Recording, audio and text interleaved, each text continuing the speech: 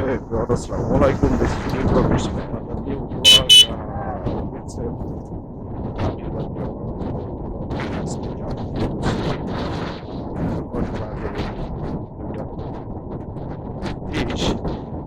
something ভালোই আছে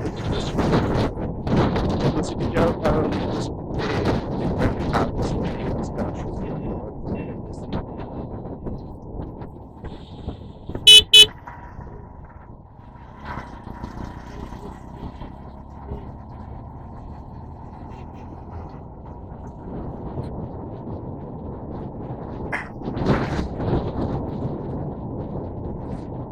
আজকে আসলে রমজানের ভিতরে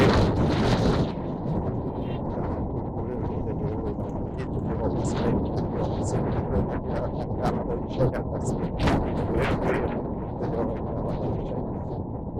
বিষয় ভিতরে যদিও একটু কাজ আছে কাজ ওইটা অফিসিয়াল আর অফিসিয়াল বলাই যায় তবে কাজটা শেষ করবো তারপরে আলু বাজারের দিকে যাবো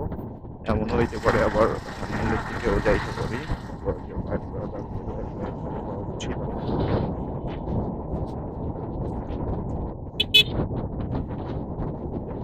এই রোডে মানে আমার এই রোডটা অনেক পরিচিত একটা রোড প্রায় প্রায় অনেক বছর ধরে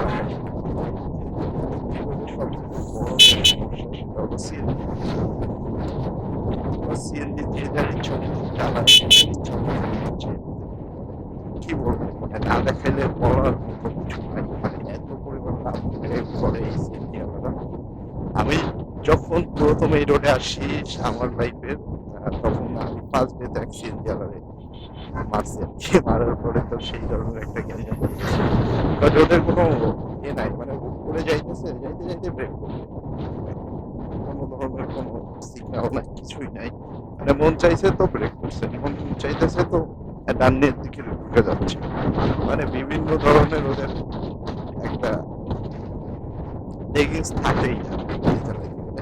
তো অনেকে অনেক ধরনের কমপ্লেন করে আমিও মাঝে মাঝে ওদের দেখা গেল অনেক ধৈর্য বোকা টোকা দিই কিন্তু ফার্স্ট লাইভ যেদিন আসছি সেদিন কিন্তু ঠিকই মারছি তো এটা ছিল একটা ইস্যু ওই সময়ের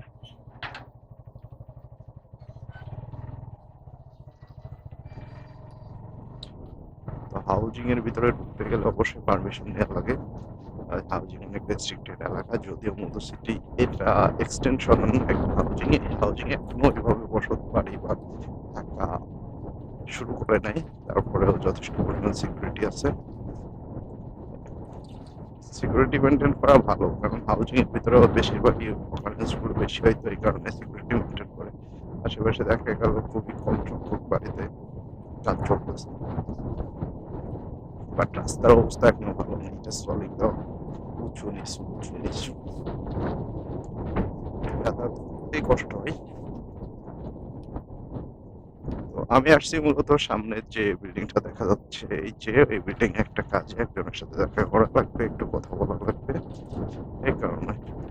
তো এরপরে কোথায় যাব বলতে পারি না হয় আটিবাজার তা না হয়তো চলে যাব ধানমন্ডিতে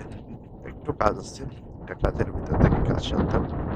তো এখানে আজকের মতন কাজ মিঠা এই গাড়িটা রাখবো ওই রোদের ভিতর প্রচন্ড রোদ গাড়িটা এই সাইডে রাখবো তো আজকে এই পর্যন্ত আল্লাহ হাফেজ আসসালামু আলাইকুম